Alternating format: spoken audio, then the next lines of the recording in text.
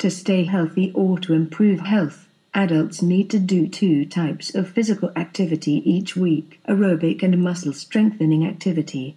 How much physical activity you need to do each week depends on your age.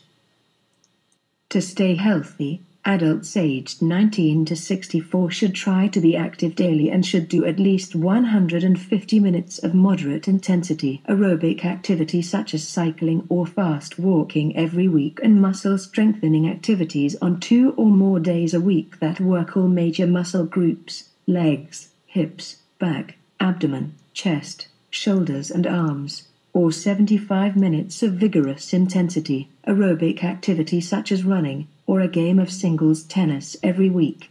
Or an equivalent mix of moderate and vigorous intensity aerobic activity every week, for example 2 30-minute runs, plus 30 minutes of fast walking, and muscle strengthening activities on 2 or more days a week that work all major muscle groups: legs, hips, back, abdomen, chest, shoulders and arms.